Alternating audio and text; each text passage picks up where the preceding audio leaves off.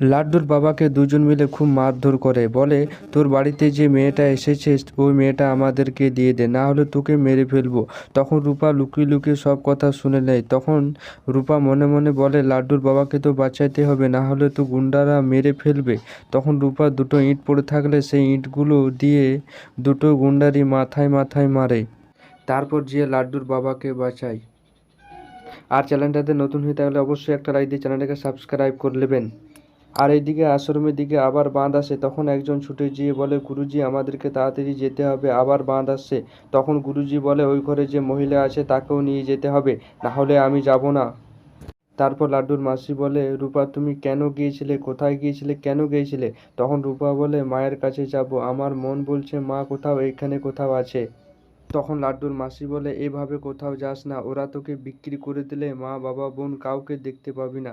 যদি বাঁচতে চাস তাহলে এমনি কোনোদিন করিস না। আর এইদিকে সূর্য গাড়ি নিয়ে বেরোয় দীপা আর রূপাকে খোঁজ করতে। তখন ট্রাফিক পুলিশ সূর্যকে আটকায় আর বলে গোটা রাজ্যে অ্যালার্ট জারি করা হয়েছে, এদিকে যাওয়া যাবে না। তখন সূর্য বলে আপনি বুঝছেন না, আমাকে যেতেই হবে।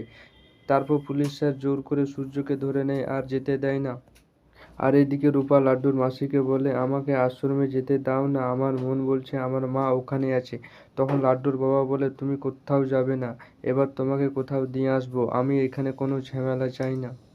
আর এদিকে সেনগুপ্ত বাড়িতে পুলিশ আসে আর সূর্যকে বলে অনেকজন বড় মাছের আর কুমিরের শিকার হয়েছে। তখন সূর্য বলে এমনি কথা বলবেন না।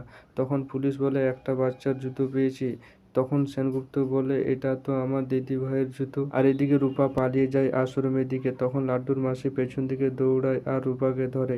তখন রূপাকে জিজ্ঞাসা করে তুই কোথায় যাচ্ছিলিস? তখন রূপা বলে আমি আশ্রমের দিকে যাচ্ছিলাম। তখন লাড্ডুর মাসি বলে দেখতে পাচ্ছিস না গোটায় জলে ডুবে গেছে আশ্রম।